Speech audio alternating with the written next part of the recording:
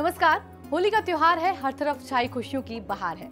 ऐसे में अगर मिल जाए कोई खास उपाय तो होली की खुशियां दोगुनी हो जाएंगी, साथ ही जीवन में सुख समृद्धि आएगी। इसलिए इस होलिका दहन के साथ जीवन के दुखों का नाश हो और घर में खुशहाली आए, इसी मकसद के साथ मैं इस कार्यक्रम की सूत्रधार प्राची लेकर हाजिर हूँ आपके लिए अपनी एक खास पेशकश, होलिका जलाएं, खुशियां घर लाएं।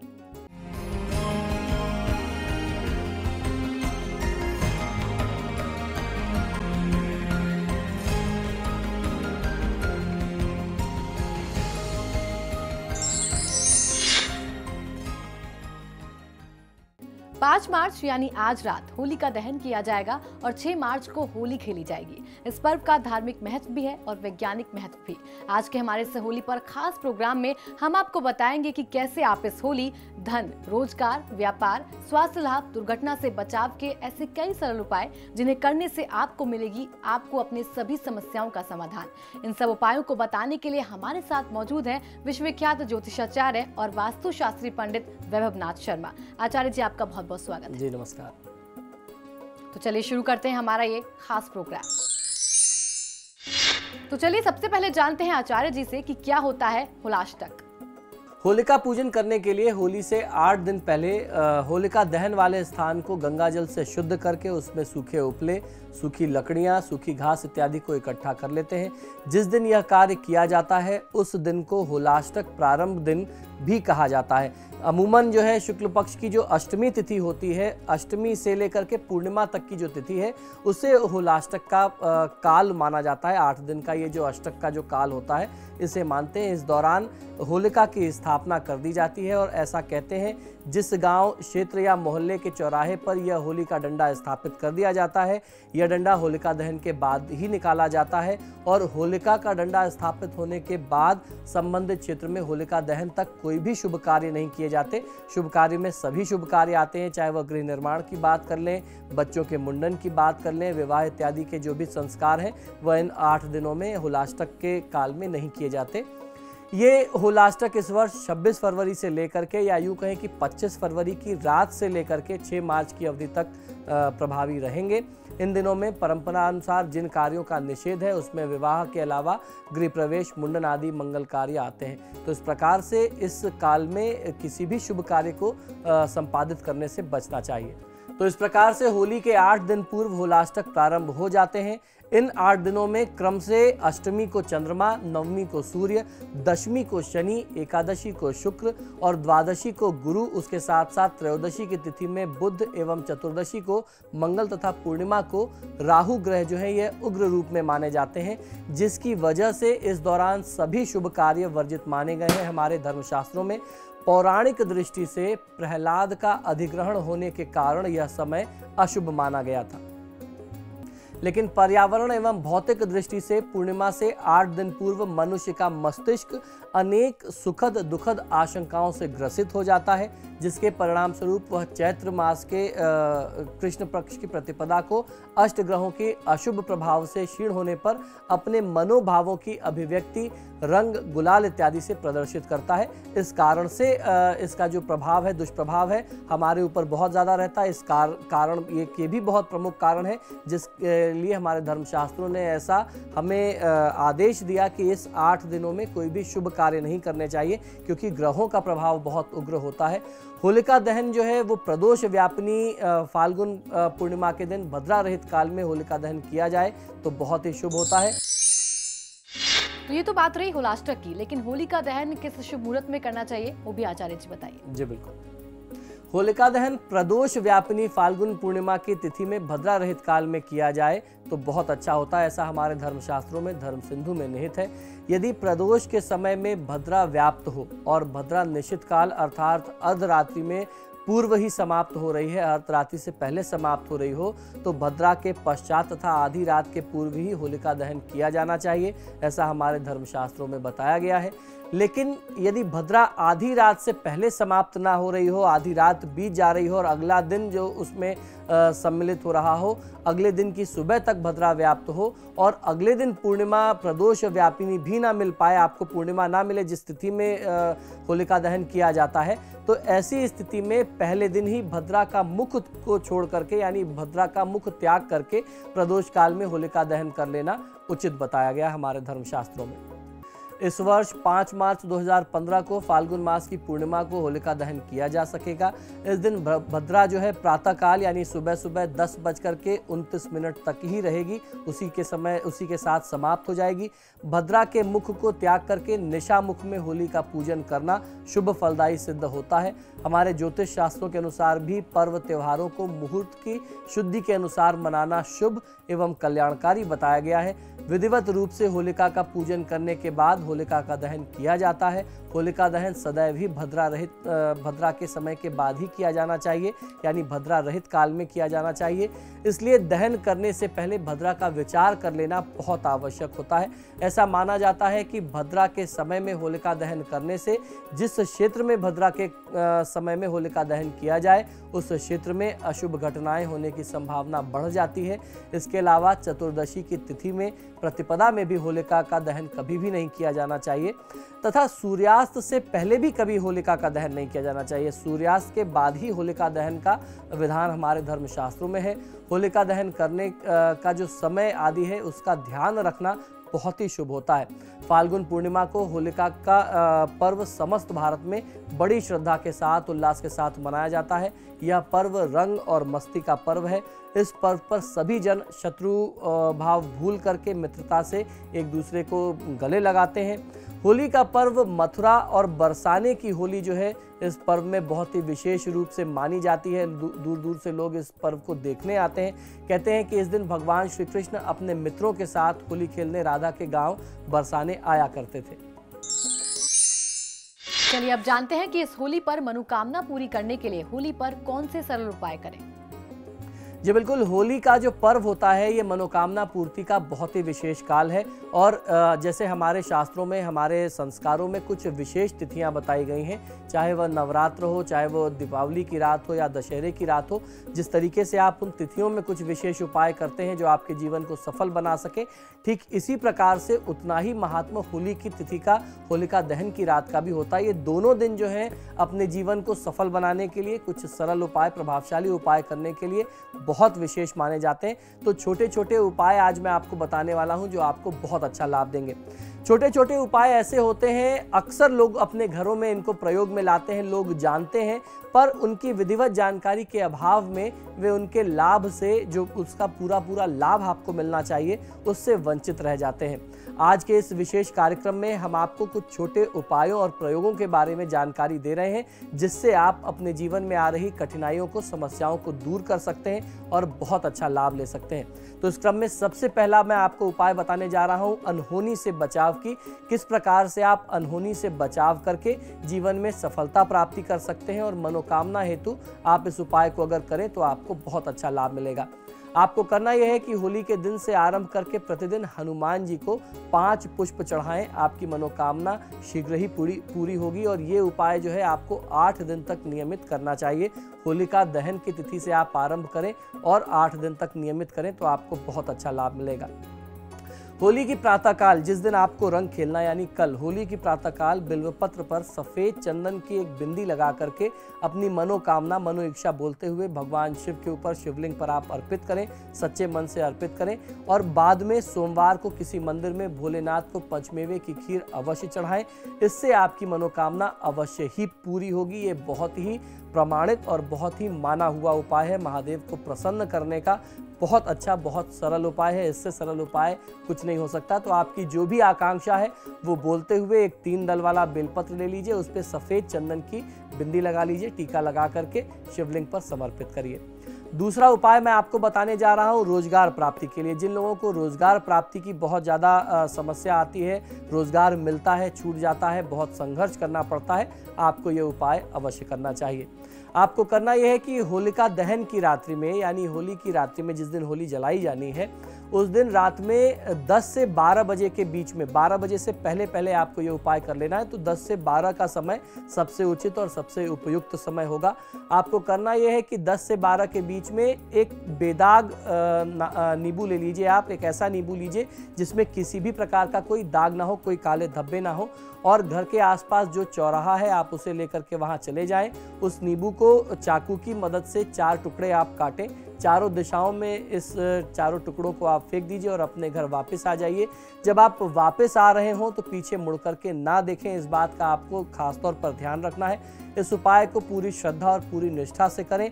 शीघ्र ही आपके बुरे दिन दूर होंगे। किसी भी प्रकार की ग्रहों की स्थिति होगी या कोई भी बाधा होगी, वह समस्या दूर हो जाएगी और रोजगार प्राप्ति के लिए आपको बहुत अच्छे ऑप्शंस मिलने लगेंगे। अब बात कर लेते हैं स्वास्थ्य लाभ की। अगर आपके परिवार में या स्वयं आप कोई बहुत बड़ा शारीरिक कष्ट झेल रहे हैं, मृत्युतुल्य कष्ट से अगर कोई ग्रस्त व्यक्ति है, कोई रोगी है, उसको छुटकारा दिलाने के लिए जौ के आटे में तिल एवं सरसों का तेल मिला करके, काले तिल और सरसों का तेल मिला करके एक मोटी सी आपको रोटी बनानी है, जिसे रोट कहते हैं आम बोलचाल की भाषा में। और उस रोट को उस रोगी व्यक्ति के ऊपर से आप 7 बार उतारें। और या तो अगर वह व्यक्ति सामर्थ्यवान है, चल सकता है, उठ करके जा सकता है, तो वो स्वयं अपने हाथों से खिला दे, या परिवार का कोई भी परिजन जो है भैंसे को ये रोटी खिला दे। यह क्रिया करते समय ईश्वर से, प्रभु से रोग को शीघ्र ही दूर करने की और जल्दी से जल्दी स्वास्थ्य लाभ होने की प्रार्थना आपको करनी चाहिए। इस उपाय को आप करके देखेंगे, आप स्वयं अनुभव करेंगे। अगर आपके साथ कोई शारीरिक कष्ट था तो वह समाप्त हो जाएगा, और जिस भी परिजन के लिए, जिस भी मित्र के लिए आपने इस उपाय को किया है, उसको बहुत अच्छा लाभ मिलने लगेगा। अब जान लेते हैं व्यापार में लाभ प्राप्ति के लिए कौन सा उपाय आप कर सकते हैं। होलिका दहन का जो दिन होता है, होली का जो दिन है, ये बहुत ही दुर्लभ दिन होता है, वर्ष में एक बार आता है। तो आप अपने जीवन को सुखी और सफल बनाने के लिए स्थिति में जो उपाय करें, ये आपको पूरे साल भर सफलता देते रहेंगे। तो व्यापारिक लाभ के लिए इस उपाय को बहुत ध्यान से सुनिए। आपको करना यह है कि होली के दिन गुलाल के खुले पैकेट में एक मोती शंख और एक चांदी का सिक्का रख करके उसे नए लाल वस्त्र में, लाल कपड़े में मौली से बांध करके अपने धन रखने के स्थान में यदि आप रखते हैं तो आपको अपने व्यापार व्यवसाय में बहुत अच्छा लाभ मिलेगा। आप अपने तिजोरी में, अपने कैश में इसको रख सकते हैं। आप चाहें तो अपने व्यापारिक प्रतिष्ठान में रखें, आप चाहें तो अपने घर में रखें, किसी भी स्थिति में यह आपको लाभ देता रहेगा। होली के अवसर पर एकाक्षी नारियल ले लीजिए। कुछ नारियल ऐसे होते हैं जिसमें एक आंख होती है, जिसे एकाक्षी नारियल कहते हैं। एकाक्षी नारियल की पूजा करके लाल वस्त्र में लपेट करके दुकान में या व्यापारिक स्थान में आप इसे स्थापित करें तो आपको बहुत ही अच्छा लाभ मिलेगा। साथ ही साथ स्फटिक का शुद्ध एक श्रीयंत्र भी प्रतिष्ठित करके रखा जा सकता है। ये उपाय बहुत ही निष्ठापूर्वक करने से दिन दुगनी रात चौगुनी तरक्की और वृद्धि आपको अपने व्यापार में मिलने लगती है। और इन उपायों की सबसे बड़ी खासियत यह है कि आप चाहें तो इन उपायों को आज यानी होलिका दहन की तिथि में भी कर सकते हैं, और अगर किन्हीं कारणों से इन उपायों को आज आप नहीं कर पा रहे हैं तो उसमें कहीं कोई बुराई नहीं है। होली का दिन यानी कल का जो दिन होगा वो भी उतना ही महत्वपूर्ण, उतना ही लाभकारी होता है जितना कि आज की पूर्णिमा की तिथि है। तो इन दोनों दिनों में से किसी भी दिन आप इस उपाय को कर सकते हैं, बहुत अच्छा लाभ मिलेगा। इसके प्रभाव में, इसके लाभ में किसी भी प्रकार की कमी नहीं आनी है। जो उपाय होलिका दहन में करने हैं वही उपाय होली के दिन उतने ही कारगर, उतने ही प्रभावशाली होते हैं। तो ये तो बात रही व्यापार वृद्धि की। अब जान लेते हैं धन हानि से बचाव के लिए कुछ विशेष उपाय की। बहुत सारे लोग ऐसी शिकायत करते हैं कि व्यापार में वृद्धि तो बहुत है, पैसे तो बहुत कमाते हैं, लेकिन पैसे टिकते नहीं हैं। तो जो धन हानि आपकी हो रही है, पैसों का जो नुकसान हो रहा है, उससे बचने के लिए उपाय बताता हूं, ध्यान से सुनिए। आपको करना यह है कि होली के दिन या होलिका की तिथि में अपने मुख्य द्वार पर थोड़ा सा गुलाल आप छिड़क दें, उस पर 2 मुखी दीपक आप जलाएं। दीपक जलाते समय धन हानि से बचाव की कामना और प्रार्थना आप करते रहें। जब दीपक बुझ जाए तो उसे होली की अग्नि में जाकर के डाल दें। अगर आप होलिका दहन के दिन करते हैं हैं तो भी कर सकते हैं, और अगर होली रंग खिलने वाली होली के दिन करते हैं तो भी जहां होलिका जलाई गई थी वहां जाकर के आप डाल आएंगे। बात अपने घर से नकारात्मकता को बाहर करने की है तो कोई दिक्कत नहीं है, आप किसी भी तिथि में ये कर सकते हैं। यह क्रिया पूरी श्रद्धा पूर्वक करने से किसी भी प्रकार की धन हानि से मुक्ति मिलती है, किसी भी प्रकार की कर्ज की स्थिति होगी उससे आपको मुक्ति मिल जाएगी। अब अगला उपाय जो है वह गंभीर दुर्घटना, चोट चपेट और एक्सीडेंट से बचने के लिए मैं आपको बताने जा रहा हूं। आपको करना यह है कि होलिका दहन से पूर्व 5 काली गुंजा आप लेकर के आइए। पूजा के दुकानों पे बहुत आसानी से मिलती है। इनको लेकर के होली की 5 परिक्रमा लगा करके अंत में होलिका की ओर पीट करके 5 गुंजाओं को आपको अपने सिर के ऊपर से होलिका में फेंकना है। अपने सिर के ऊपर से उतार करके आप होलिका में फेंक दीजिए। किसी भी प्रकार की अप्रिय घटना होनी होगी, दुर्घटना की स्थिति होगी, वह टल जाएगी। होली के दिन प्रातःकाल उठते ही किसी ऐसे व्यक्ति से कोई भी वस्तु आप ना लें जो व्यक्ति आपसे द्वेष रखता हो, आपसे जलन रखता हो, आपसे प्रतिस्पर्धा रखता हो, या जिसके बारे में आपको मालूम है कि आपसे यह व्यक्ति अंदर अंदर चिढ़ता है या जिसे आप बहुत पसंद ना करते हो। होलिका दहन और होली दोनों की तिथि में आपको ध्यान रखना है कि आप अपना सिर ढक करके रखें। किसी को भी आप अपना पहना हुआ वस्त्र या रुमाल इत्यादि ना दें। इसके अतिरिक्त इस दिन शत्रु या विरोधी से पान, इलायची, लौंग इत्यादि आपको नहीं लेना चाहिए, क्योंकि बहुत सारे लोग तंत्र मंत्र करके अपने विरोधियों को ये चीज़ें दे देते हैं। ये सारे उपाय बहुत ही सावधानी पूर्वक करने से दुर्घटना से और किसी भी प्रकार के कष्ट से आपका बचाव होता रहेगा। फिलहाल यहाँ रुकेंगे एक छोटे से ब्रेक के लिए। ब्रेक के बाद भी आपको बताएंगे कुछ और होली पर किए जाने वाले सरल उपाय।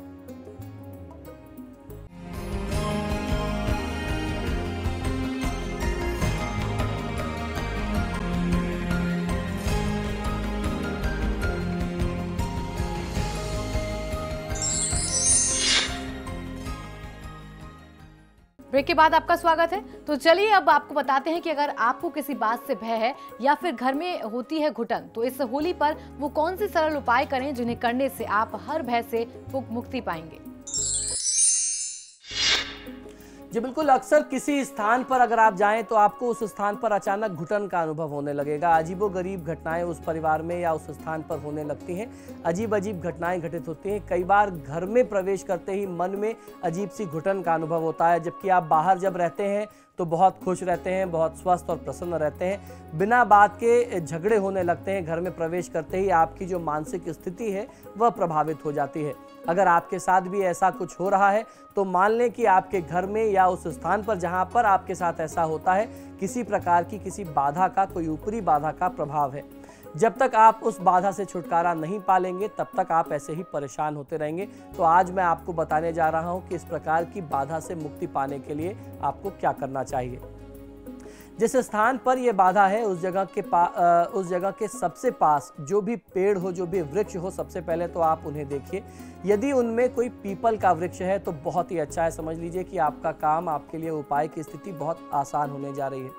होली के पूर्व शुक्ल पक्ष के प्रथम सोमवार को आप अंधेरा होने पर उस स्थान पर जाएं जिस स्थान पर वृक्ष है। फिर तांबे के एक बर्तन में दूध में थोड़ी सी शक्कर मिलाएं और मावे के 3 लड्डू, थोड़ी से साबूदाने की खीर और 11 हरी इलायची, 21 बताशे के साथ दूध से बनी हुई थोड़ी सी कोई और अन्य मिठाई आप ले लें और एक सूखे हुए खोपरे में यानी सूखे हुए नारियल में बूरा भर करके, चीनी का बुरादा भर करके, उसके मध्य लौंग का एक जोड़ा रख करके उस पेड़ की जड़ में आप समर्पित करके चले आएं। साथ ही आपको 21 अगरबत्तियां भी वहां जलानी है।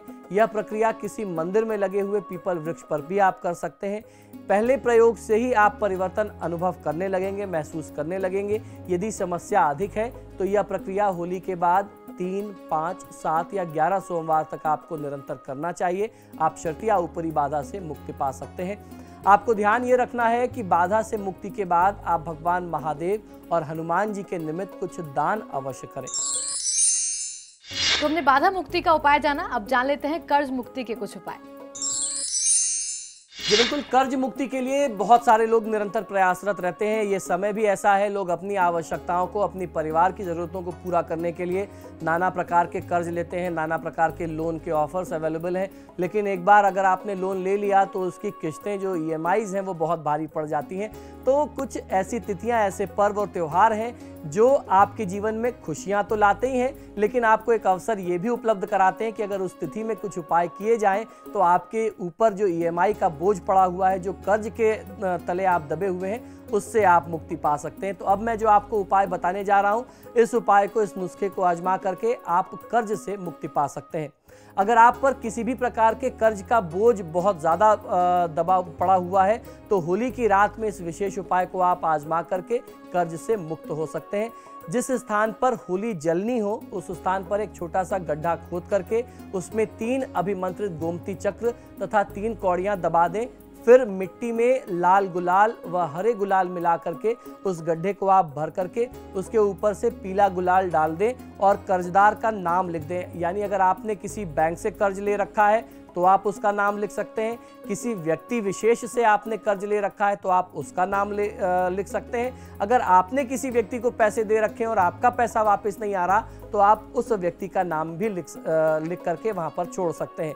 जब होली जल जाए तब आप जो है पान के पत्ते पर 3 बताशे, घी में डुबोया हुआ 1 जोड़ा लौंग, 3 बड़ी इलायचियाँ, थोड़े से काले तिल और गुड़ की 1 डली रख करके उस पर एक थोड़ा सा सिंदूर छिड़क दें और दूसरे पान के पत्ते से उस पत्ते को ढक लीजिए। अब आपको इसको अपने हाथ में लेकर के 7 बार परिक्रमा करनी है और जो मंत्र मैं आपको बताता हूँ उस मंत्र का उच्चारण करते हुए आपको 7 परिक्रमा करनी है होलिका की, और इसके साथ 108 गोमती चक्र को एक एक करते हुए होलिका में डालते जाना है इस मंत्र का उच्चारण करते हुए। यह मंत्र है लींग लींग फ्रींग फ्रींग अमुक कर्ज विनश्यते फट स्वाहा। यहाँ पर अमुक के स्थान पर कर्जदार का नाम आपको उच्चारित करना है। परिक्रमा करने के बाद प्रणाम करके आप वापस आ जाइए, इससे आपको लाभ मिलेगा। दूसरे दिन जाकर के सर्वप्रथम 3 अगरबत्तियां दिखा करके गड्ढे में से समस्त सामग्री को निकालें और थोड़ी सी गुलाल मिश्रित मिट्टी भी, जो आपने गुलाल में मिट्टी मिला करके वहां भरा था गड्ढे को, वो मिट्टी भी थोड़ी सी लेकर के आनी है। फिर सभी को किसी नदी में आप प्रवाहित कर दें। कुछ ही समय में कर्ज से मुक्ति के रास्ते आपके लिए बनने लगेंगे। कर्ज मुक्ति के रास्ते हमने जाने, अब जानते हैं कि आर्थिक स्थिति में सुधार के लिए क्या करें। यदि किसी व्यक्ति की आर्थिक स्थिति बहुत ज़्यादा खराब है तो शुक्रवार शुक्ल पक्ष को एकाक्षी नारियल पर सिंदूर, धूप, दीप, नैवेद्य चढ़ा करके लाल वस्त्र में बांध करके माता लक्ष्मी से प्रार्थना करें। लक्ष्मी चालीसा का पाठ करें। एकाक्षी नारियल को अपने व्यापार व्यवसाय स्थल में आप स्थापित करें, वहाँ पर रखें। और ये उपाय अगर होलिका के दिन किया जाता है या होली की तिथि में करते हैं तो सोने पर सुहागा होता है। इस उपाय से आपको बहुत अच्छी सफलता मिल सकती है। चलिए अब जान लेते हैं कि परीक्षा में यदि सफलता प्राप्त करनी हो तो क्या उपाय करें। जी बिल्कुल, परीक्षा का समय चल रहा है और जब हम सभी जीवन के हर क्षेत्र से संबंधित समस्याओं की बात कर रहे हैं तो विद्यार्थी वर्गों को कैसे हम इग्नोर कर सकते हैं, कैसे छोड़ सकते हैं। तो इसी क्रम में परीक्षा में अच्छे अंक अगर आपके नहीं आते हैं, आप बहुत मेहनत करते हैं, बार बार आपको असफलता का सामना करना पड़ता है, तो किसी गुरु पुष्य योग को या फिर शुक्ल पक्ष को बुधवार को भगवान गणेश के मंदिर में सिंदूर का दान आपको करना चाहिए। ये निश्चित है कि श्रद्धा विश्वास के साथ इस उपाय को करने से परीक्षा में परिश्रम से अधिक सफलता प्राप्त होगी। जिन्हें ये समस्या है वह उपाय निर्देशानुसार अवश्य करें तो बहुत अच्छा लाभ मिलेगा। परीक्षाएं आने वाली हैं, साथ ही साथ पढ़ाई करना भी बहुत आवश्यक होता है। भगवान उसमें आपकी सहायता कर सकते हैं यदि आप पूजा आराधना करें। और इस उपाय को अगर आप होलिका के दहन के दिन करते हैं या होली खेलने वाले दिन करते हैं, यानी आपको भगवान गणेश के मंदिर जाना है और भगवान गणेश को थोड़ा सा सिंदूर चढ़ा करके आ जाना है।